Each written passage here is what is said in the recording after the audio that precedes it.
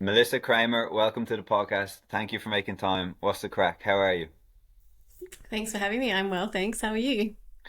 Good, thank you. It's sunny but cold here. The hmm heat's on, It's and I not sunny feel. here, but it is snowing. Oh, it's snowy there. hmm Okay, are you in the mountains? Finally.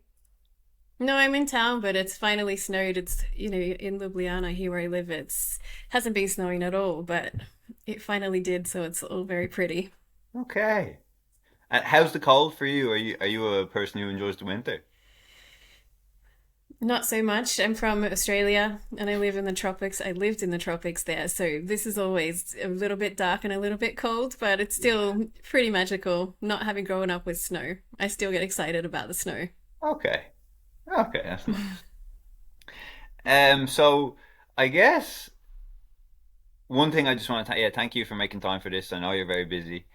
I I reached out to you a while ago because there's a person very close to me that is struggling with a chronic UTI.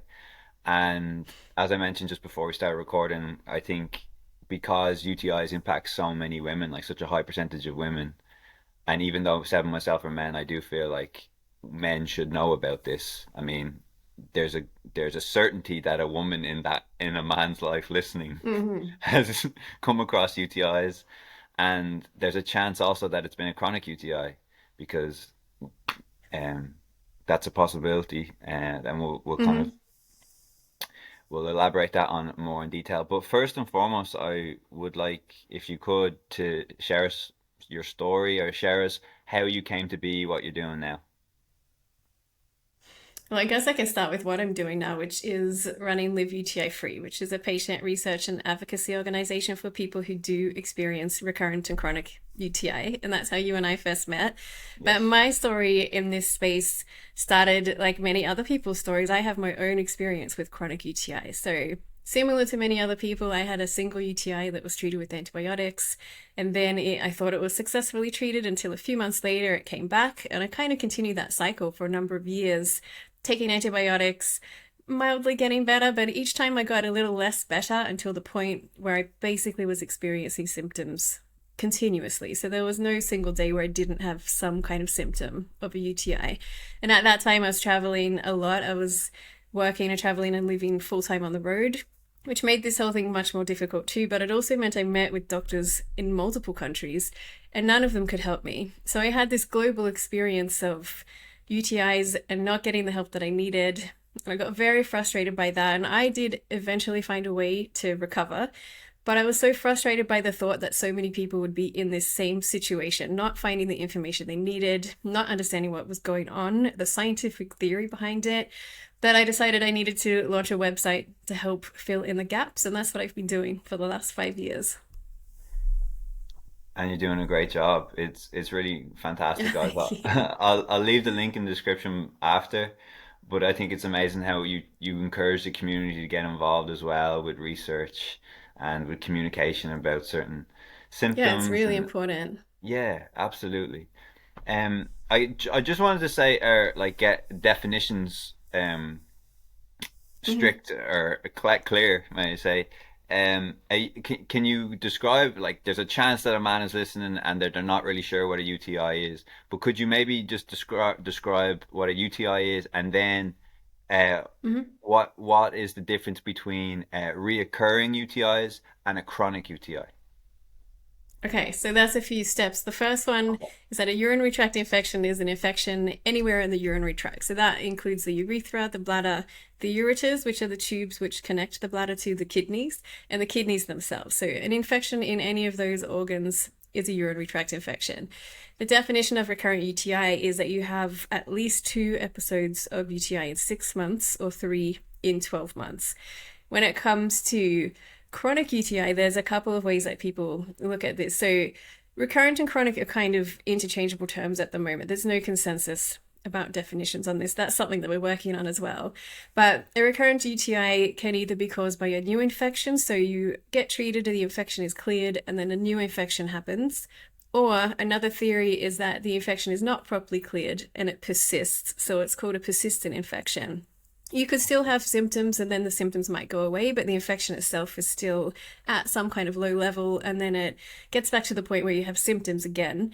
And people often interchange those terms persistent and chronic. So people with chronic UTI have this persistent kind of infection that is not being properly treated. They might still have episodic symptoms where they're fine some days and not on others, or in my case, they might have continuous symptoms. So they have symptoms 24 hours a day, which is obviously quite debilitating. And I can also go into the science about why they think infection can persist, if you want me to cover that Yes, too. Yeah, please. okay. So there's a couple of ways that infection is thought to remain inside, usually in the bladder. So there's something called a biofilm where organisms can form a kind of community in a slimy matrix that's attached to the bladder wall. They can also form intracellular bacterial communities within the cells of the bladder wall, or they can do both at the same time. Once they've formed one of these structures, it's very difficult for your immune system to defend itself or to attack those. It's also very difficult for antibiotics to reach them. So these are considered very difficult to treat UTIs, and it's often why patients end up in that situation indefinitely in many cases. Okay, thank you for that very comprehensive and succinct answer. Uh, a few follow-up questions then, or maybe I'll just ask one question Mhm. first. Is there an understanding of why a woman, and maybe I should just clarify this as well, that men can also get UTIs. They're just much less common compared to men, or to women.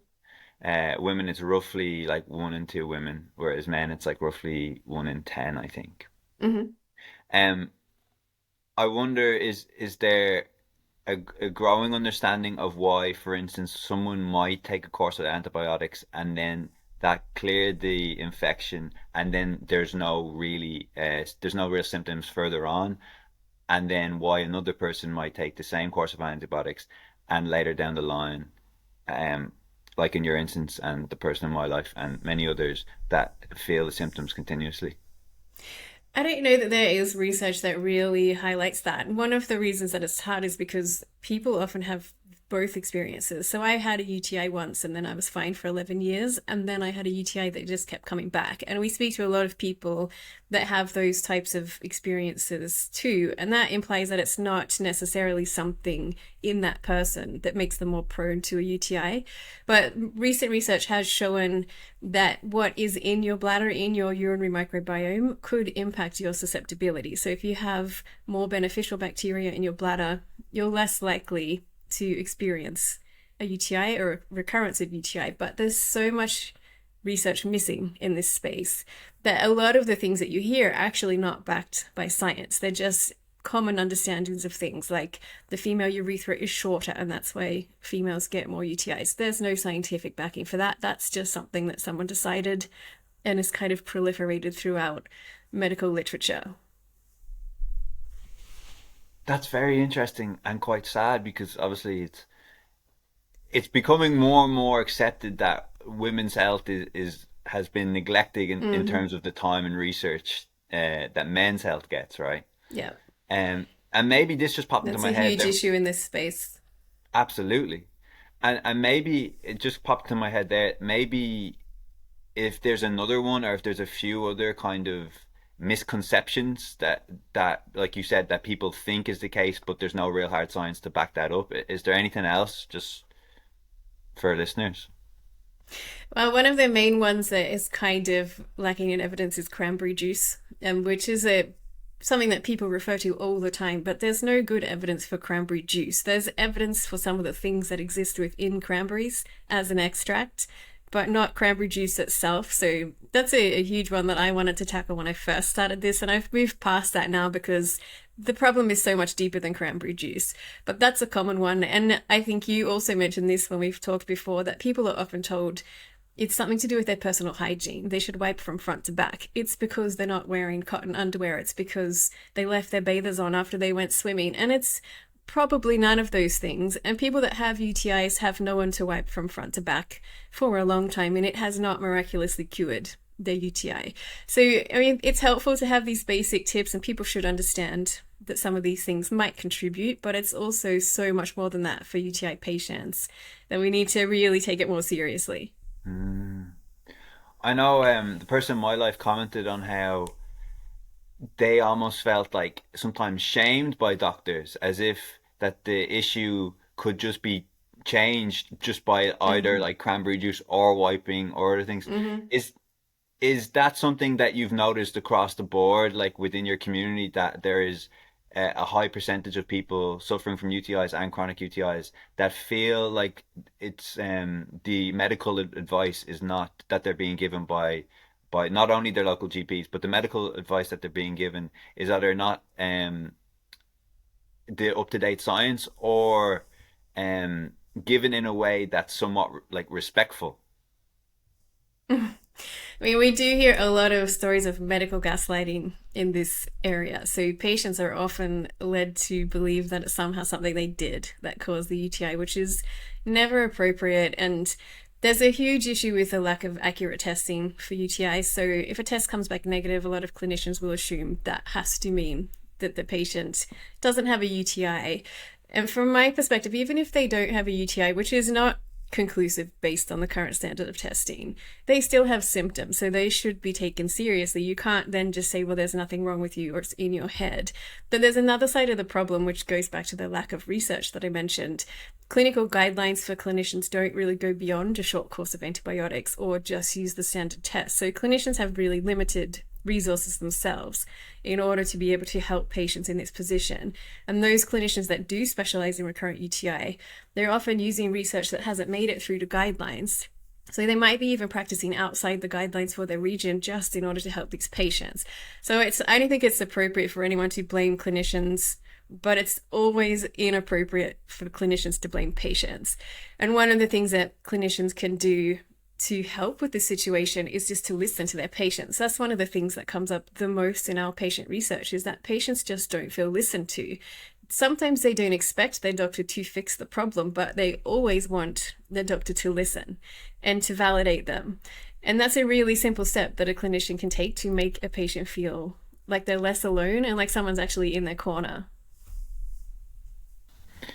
Absolutely, because surely the pain that they're feeling, that the average person is feeling while having these recurring symptoms, surely it's going to be exacerbated by the thought that either it's all in their head, or that nobody is trusting them, or Mm-hmm. that they feel so alone that nobody else can relate, or like you say, validate how they feel. Yeah, it can be a very lonely experience to have a chronic illness, especially when the whole medical industry is telling you, like in some places, that it just doesn't exist. Chronic UTI is not a thing. But that's also why it's so important to find a clinician that does understand the science behind it, even if they don't know what the solution is yet. And I guess that's also maybe we can spend a bit of time talking about the kind of different aspects of the organization Live UTI Free, because that is one aspect of it where you put concerted effort into trying to find doctors that are well versed in this field. Hmm. Yeah, it's become one of the main things that people reach out not knowing what to do next. And sometimes their question to us is just, what should I do? Which is very broad for us. And we have people visit our site from all over the world. So it can be very difficult to know what to recommend for people in different areas. But we have been working on collecting a list of clinicians who are referred by other people in the community or by clinicians who are already in our network. So we try to find out what we can about clinicians, where they're based, and whether they can treat patients that are international or just local, and if they offer telemedicine, if they work with children. And then when people reach out to our site, we try to provide information that's relevant for them in their region. Mm, that's great, Messi. It's such an important service. Is there, could you There's also, not enough clinicians though. yeah, do you feel, do you, is it, I was going to ask, what do you think is the biggest issue facing UTIs and chronic UTIs? Like, is it the lack of research and the lack of clinicians combined, kind of? I think it's both. The lack of research is always going to feed into the lack of clinicians who understand the problem, because there's not that much for them to understand until the research is done. And then until the guidelines are changed, a lot of them won't feel comfortable treating outside those guidelines. So everything always comes back to the research, but There are papers out there and research has been done that clinicians can familiarize themselves with. So the onus is partly on the clinicians, though I do understand that they mostly don't have time to keep up with Mm. every single type of ailment. But UTI is the most common adult bacterial infection in the world. So it Wow. is quite important that they keep up with what's going on. And that kind of feeds into the antimicrobial resistance crisis. It's a pretty big deal, and UTI is right at the middle of this. So it needs to be taken seriously across all those levels. Okay. So sorry, just to move on from that, is you do I understand correctly that the UTI issue and the chronic UTI issue is part of a bigger issue that are the microbiome? It is Antimicrobial resistance, so antibiotic resistance. okay. And is this as a result of, say, the last few decades, humans using antibiotics more and more?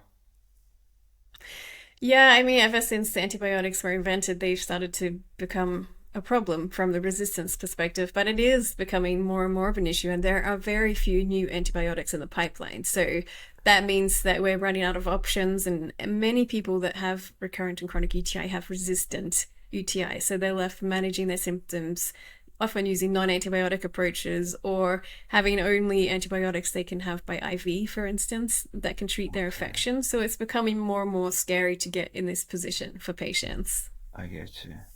Wow. Um, and before we move on to a separate section, perhaps you could also talk a bit more about the other kind of aspects of Live UTI Free for people. Mm-hmm. So people obviously listening, or if they have a loved one who is struggling with this, they've probably heard of the fact that the doctors don't know so much, or they feel like there's not that much research, or they. So could you maybe expand or just give it like a quick kind of scope of all that you do at Live UTI Free? Mm-hmm. Thank you. Well, our core activity is our website where we provide educational materials for patients. We also have some downloadable resources for patients to take to their doctor or to help them to prepare for their next appointment with a doctor or with a new doctor. And we have a YouTube channel. And the main purpose of the YouTube channel is to help address the lack of research. So we interview experts in the space, which includes clinicians and researchers about what's happening and new techniques and how they approach the problem so that patients can learn more about this. But I think a lot of clinicians also watch our channel because they're trying to learn from each other. So that has become quite a big resource for us. And then what we do behind the scenes is collaborate with universities and other researchers do UTI research to do UTI research, sorry. And we have some big studies coming up in the pipeline, one looking at the urinary microbiome, which I mentioned earlier, and others looking at the patient experience and how to better measure patient outcomes in this space. So is that you guys reach out to researchers who are interested in doing more experiments in this field, and that's a collaboration? Yeah, so we have our own research team now, and we also work closely with a couple of universities. And more, it's become the case that researchers find us and our patient community and reach out for assistance. So, one of the things that we do a lot of is provide recruitment support for researchers because it can be very difficult to get enough enrollment for clinical trials or even just for patient online surveys. And we can help with all of that. So, we've started to connect our patient community with research as much as we can. Okay, fantastic. It really is. Um, so maybe to come back a little bit, and so for someone who's listening, going, "Whoa, this is a lot of information around UTIs and chronic UTIs." I guess there's like a few core messages that I'd like to be able for the listener to be able to take away. And one, Mhm. I guess, is that there isn't a clear cut answer as to why people experience UTIs and chronic UTIs. That's correct, right? Yes, that is correct. Okay. Yeah. And that and that right now we are struggling to find research to back up um to back up what people can do if the initial course of antibiotics or if antibiotics hasn't really worked. Yeah, Um, that is sorry, tricky. absolutely tricky. Um, I wonder then, do you mind sharing a bit more detail about your own personal experience? And I know what I really enjoy about the kind of feel I get from the website is that it's not this kind of there's only one way, this is the way. It's a very holistic understanding that there are women that have recovered through various means, and that they're just trying to share it with each other. Oh, this worked for me. It's not a dogmatic. Oh, if you don't do this, you're doing it the wrong way. But I guess it might be nice for listeners who are either experiencing recurring UTIs, chronic UTIs, or if for people who have loved ones, to maybe hear a bit more about your story and to kind of maybe contemplate that kind of approach. hmm Yeah, I think that's a really important point, and we always call ourselves agnostic at Live UTI Free because we've seen at this point so many variations of recovery journeys that have taken so many different approaches that we completely understand there is no single approach that will work for everybody. And so there's no point being dogmatic about this. Some people recover on antibiotic protocols, other people use herbs. Other people have a pelvic floor disorder. So the underlying root cause is also something that might need to be addressed in some people. It could be an overlapping condition like endometriosis or hormonal imbalance. And I had that experience myself. So I was experiencing UTIs, but I think in my case, the antibiotics actually caused quite a dysbiosis in my gut because I'd had so many antibiotics and I started to have candida issues. So, from my point of view, I ended up stopping taking antibiotics and then I changed my diet quite a lot. And I started to implement some natural antimicrobials. I also stopped taking the contraceptive pill because I felt like my hormones weren't quite right. And then I did a lot of testing and found that I was deficient in some vitamins and minerals. So I ended up addressing all of these aspects over the course of about 2 years. And over that time, I just started to get better. And by the end of, I'd say, about 10 months of doing this pretty hardcore, I felt completely fine and my symptoms didn't return. But that was a lot. It was a lot of changes that I had to implement. And it kind of, I guess in some ways, it was a good experience because it made me see that all of those things can make a difference. And for some Mm, people, it might just be the hormones and it might just be diet or it might be something else, or it could be a combination of things. So it's mm, not simple for a lot of people to find what works. You might try one thing and it doesn't work, but if you had tried it in combination with another thing, maybe it would have worked. Because for me, mm, I had tried many of those things separately. And then when I tried them all together, it worked. But I do think of it as a bit of a miracle because it's not like I thought this time it was going to work. It just did. And then when I did get well, I thought we really need to be talking more about this. I took a year just to have some headspace because rolling straight from chronic UTI into talking about chronic UTI 24 hours a day was a bit much for me, a yeah, bit more than I thought I could handle. But after a year, I felt like I had enough space from it and I could kind of revisit the whole topic. And that's when I started to look at Live UTI Free. But that's kind of remained our ethos all the way through that you need to be looking at different things. There's no point judging other people's decisions in this space. You just need to find what works for you. And that's why we share stories from so many different people who tried different things and managed to recover. and I think that's a really interesting point that you made, that you tried something on its own and it didn't work. And I'm sure there's a part of you that goes, okay, well, that doesn't work. So let me try something Yeah. else. But actually, there's a possibility that if I tried that aligned with this other approach or this diet as well, that actually it might have a different impact.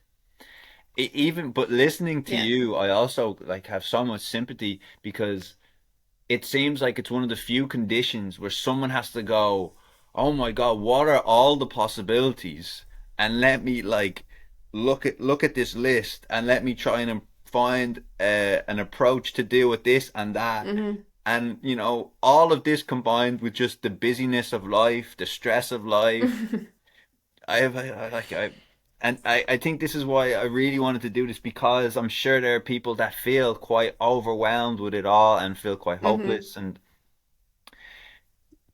yeah, Yeah, it's a big deal navigating an illness like that, decisions on a daily basis about whether to do something or not to do something, whether to do a new test, whether you can afford it, if you'll be able to find a doctor to help you with the results. It's just a never-ending cycle of decisions, and it's tiring. And I see that a lot of people will just take time off from it. They might put a month into trying to find a solution, and then the next month they just don't, even if they have symptoms, or they cycle with their symptoms. So whenever they have symptoms, it spurs them on to do some more research. And then when they feel better, they don't. They just live their life. And then when it Mm, hits them again, they wish they'd kept looking. But mm. at the same time, you still need that time when you're not sick and you just want to do things.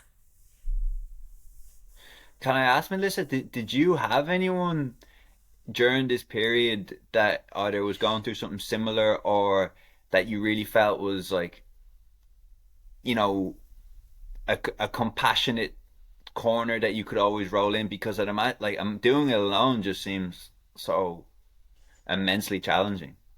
Yeah, I didn't. And that's one of the reasons I also wanted to create this community because I think, and I've spoken to so many people who have the same opinion, you don't realize that other people have this problem until Mm, you start asking.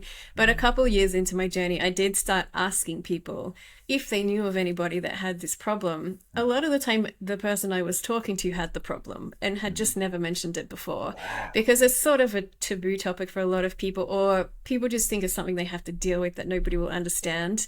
But every single group of women I spoke to, there was at least one person who had experienced this or was going through it at the time. So I think it's so important to understand that you aren't alone and potentially join a support group just to be able to share experiences, if not to copy someone else's approach, which I don't think is a good idea. But it's great just to know you're not alone. Absolutely.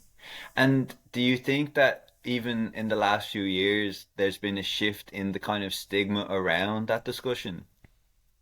Or do you still feel? Depends where you're from. It's still different in every country. We hear from people who are willing to talk about it in ways that others aren't. But in the UK, for instance, it's become much more of a mainstream topic. So people are much more comfortable talking about it. In Ireland, I don't get that impression that it's quite as talked about. We haven't found a clinician network there. We do have a patient community there, but it's just not as talked about. So it really depends on the region and it depends on the person too. A lot of people just aren't comfortable talking about this kind of thing, but that's why some of us have to so that they know that it is something that can be potentially addressed.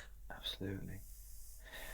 And Melissa, along with, I'm going to say along with and not apart from, along with spending time on Live UTI Free, what would you say to someone who has been battling with this on a kind of very individual basis, didn't really feel that there was many people um, that understood and has never really found a treatment that properly worked. Uh, is there something that you would say in terms of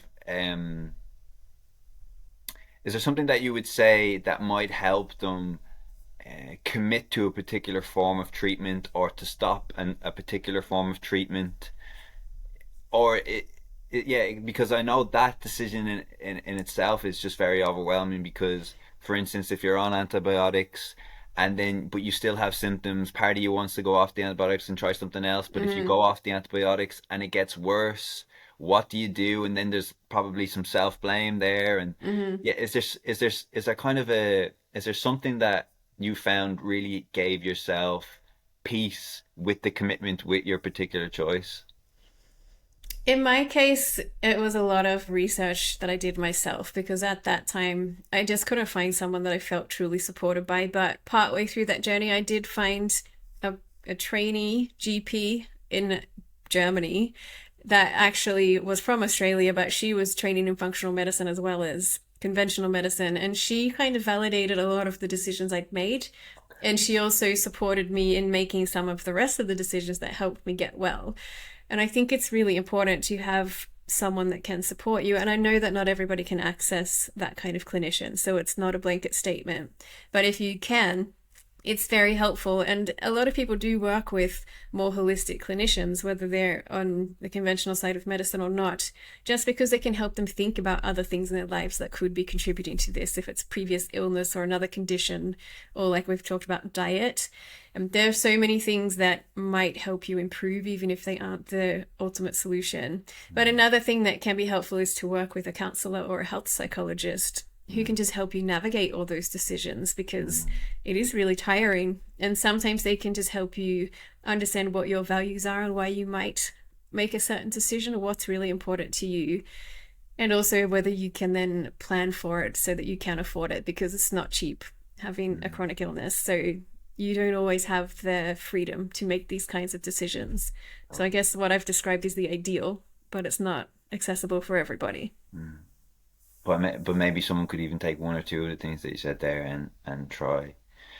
And Melissa, I know there's not obviously there's a lack of research. Is there research that we know, okay, for sure, for instance, across diet, do we know for sure there are certain things that are not very good for people who are prone to UTIs, or is it really dependent on the body again in itself? It really seems to depend. There is some research that points to a vegetarian diet potentially being helpful. Some people like to have a low acid diet because the acid irritates their bladder.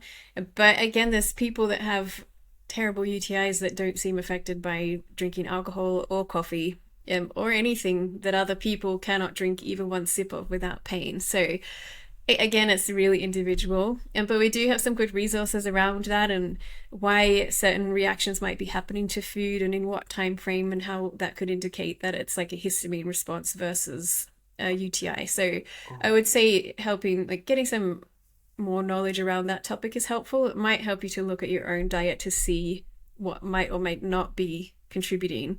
And so that's kind of a good place to start, just to figure out what's working and what isn't working for you. Okay. And I even saw on your website you have this kind of helpful, almost like a diary thing, right? Where Hmm. you can go, okay, so this morning I had this, and there wasn't strong symptoms. This afternoon I had this, and then there was a Yeah, little we bit. Sorry? Yeah, and that kind of points to the resource that I mentioned on YouTube. We have one interview that really goes into that in detail about the timing of responses to food and how Okay. that might impact your UTI symptoms. Okay. And just right now, I'm very curious. What is the time period? For instance, if I were to drink something sugary or alcoholic, what is the time period that makes me pretty confident that it's that thing that had caused the symptom? That's part of the difficulty in this, because food reaction can take up to 72 hours. So by that time, you will have eaten many other things. And that's one of the issues. But in the interview that I did on this topic, if you react instantly to something, it's more likely a sensitivity or a histamine response, because that thing has not reached your bladder yet. And if it takes longer, it might be the actual food that's irritating your bladder. But then again, you have that 72-hour window, which makes it very difficult to pinpoint. And that's another reason it can help to work with someone who better understands this and can help you track and make suggestions. Okay, great. Thanks, Melissa. I just wanted to dedicate a bit of time around mental health with this because Hmm. I mean, obviously we've touched on it, how mentally fatiguing it can be, how overwhelming Hmm. financially as well, just limiting you and what you can and can't do. I wondered, was there something or was there certain coping mechanisms or tools that really helped you during your process? That's a good question. I think I did think about this a little bit before this interview. I think for me, because when you have a chronic illness, there are so many aspects of it you can't control. For me, it was really important to find things in my life that I did have more control over, and to make sure those things supported my physical or mental health, but also helped me to feel like I was valuing myself and my identity. So for me, I really like to work out. I like doing sports a lot. I like hiking and being outside. And so still being able to do those kinds of things made me feel like myself. I didn't feel like I was just my chronic UTIs. I still had things to the side of that. It made it easier to cope, but it always feels like a setback when you have symptoms. Every time between symptoms, I would think maybe this is the time that it's not going to happen again, and then it would, and that feels quite devastating. And Mm, then you have to kind of regroup and then figure out what's going to make you feel like yourself again in order mm, to move on and then continue even if it happens again. So mm. for me, it's about finding control in some place in my life. But I also have worked with health psychologists at different times through different aspects of chronic illness because I also was diagnosed with endometriosis in 2020. And that's when I worked with a health psychologist to help me post surgery just to kind of process what had happened and the changes that had happened and how I was feeling now and how long the recovery was going to be. And so that can also be helpful just to help you kind of shape things in your life so that it doesn't feel like everything revolves around the Yeah, illness. yeah, yeah. Because I didn't even know what a health psychologist was until I came on the website. So for people who Mm-hmm. are think that they know what it is, can you just clarify that? Well, it's a psychologist, but someone that works specifically with the health side of things. So, not just mental health, but they often specialize in chronic illness. So, they can help you through those kinds of issues. But other counselors also specialize in things that are relevant. So, counselors that specialize in sexual health can often be helpful for people with UTI because sex can be such a problem and because it can also kind of relate to some of the same feelings. Mm, And so, it's not necessarily about the specific credentials, but the way that they work with patients and what they specialize in. okay. And this actually reminded me because I wanted to touch on sex very quickly.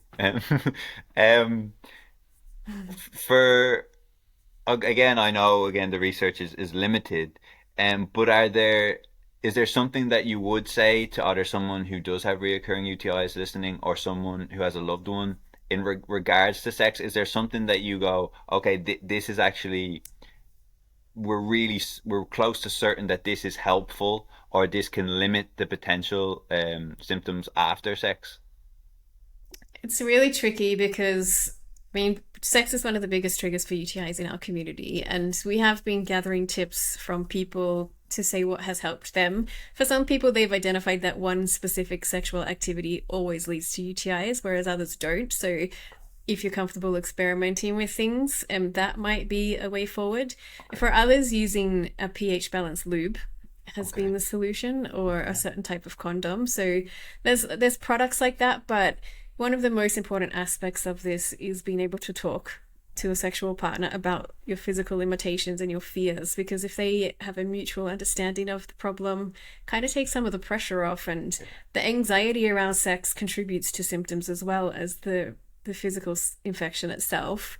And I Mm, know saying just talk to your partner, it's not also something that everybody can do. Not everybody's comfortable with that, but if you are, that's the best place to start. okay. Thank you. Thank you for that. One question in this I wanted to ask is so how many years are you clear of symptoms? I was clear of symptoms for probably about 5 years, but I ended up with a chronic UTI because of my endometriosis surgery. And I'm also now getting to the tail end of that, I think. And Okay. so I had to have a catheter for 7 days after my surgery, which was kind of my worst nightmare, and Wow. ended up with a hospital acquired catheter associated UTI. That term is not something you ever want to hear or deal with as a UTI sufferer. God. So that's been rough. And that's also why I worked with a health psychologist to kind of process that, the fact that I had this additional setback on top of the endometriosis diagnosis. But I've been working through that. It's been about 2 years. I'm mostly well now. And I feel like I'm just trying to deal with the last 5% of consequences from the surgery. I'm sorry, I didn't know that that must have been what, Yeah, terrible. I've spoken about it a little bit on our YouTube channel, and I keep meaning to share the rest of my story on the website, but I have so much else to do with Live UTI Free that I haven't gotten around to it yet. Okay. Well, I I get so why I asked was that I wanted to know because I remember reading one of your pieces where you talked about how you were X months clear of symptoms, but you still had antibiotics in your bag, I think you said, because Hmm. you were just in case, just in case, just in case. Yeah. And I wondered, like, is there either a medically advised period of time with no symptoms, which means you no longer have a recurrent UTI, or is it kind of like more of a personal thing? And I wanted to know that even when you were 4.5 years clear, did you still kind of say, "Oh no, I have a recurrent Hmm. UTI, so I can't do this and I can't do that"? No, I was totally fine. I stopped carrying antibiotics, so I would say that's probably not the right decision, especially with the lifestyle I had of traveling constantly. There's so many different environments, so many opportunities for a UTI, but I don't carry antibiotics with me now, even on a daily basis. If I go away for 3 months, then I'll probably take something just in case, because you never know. But the technical definition of 2 episodes into 6 months or three in a year mean that if you haven't had any episodes for 6 months, then technically you don't have recurrent UTI anymore. But that doesn't necessarily mean you're free and clear. So Okay. a lot of people continue with these kinds of safety behaviors for a long time or forever, just because it's smarter to have something on hand. And there are some clinicians that talk about that too, that if you do relapse or have a recurrence later, you should always treat immediately. Otherwise, you might end up in a chronic situation again. So it makes sense to be prepared, even if you feel like you're fine. And I'm just thinking how mentally exhausting and like painful that would have been as well. Like if you've been clear for such a period of time and then it comes back and then you're Mm-hmm. probably, oh my God, what's happening here again? What? Okay, so you would advise anyone listening, so even if there's been a particular period of symptom free, to just have something if just in case, because if it does come up, it's best to address it as soon as possible. Yeah, and it always happens in the least convenient time. So in the middle of the night or when you're on holidays. So it's also just nice to have something to know what your plan is if it happens. Somehow remove some of the anxiety for a lot of people. It can be hard to get last minute care if you're not in your own location and if it's in the middle of the night. Mm. Well, okay, well, Melissa, this has been so comprehensive. This is this. Well, I think it has. Um, before we come to the close, is there something that I haven't touched on that you think is really important for someone listening that is in this world? I think you covered a lot of it, but I would just reiterate that like if they are in this position, they're not alone. There are organizations like ours that you can reach out to. There's also a lot of support groups on Facebook with people that are just chatting about their experiences or sharing new research. So you can join one of those if you just want to connect with people. And I think just keep on looking for the right clinician if you have the resources or the access to that. And if not, reach out to us and we'll provide whatever information we can to help. And I will say, because I don't know if someone's listening, going, "Oh yeah, I'll reach out," and then 3 weeks later they get back to me. You guys are fairly rapid with the response with regards to how many We people are do our reaching out to you. best. Absolutely. Yeah, we write back to everyone that's ever sent us a message. We've responded, and we try to do it within 5 days. So, and sooner if we can. So we will reach out, and if you haven't received a response from us, it's probably in your spam folder or your email was faulty. Well, yeah. Thank you so much for your time, Melissa. Thank you so much for your work. I know myself from the very limited research I've done that it is more common than we believe it to be, and that the people who are really suffering Mm-hmm. are really going through terrible, like, physical and mental states. So thank you so much for Yeah. the work you do, and thank you for sharing your story. And yeah, I'm sure, yeah, and we'll leave the links for anyone who wants to reach out to you or the organization. Yeah, thanks so much for having me and for helping us raise awareness about this. Yeah, absolutely, absolutely. Thank you. So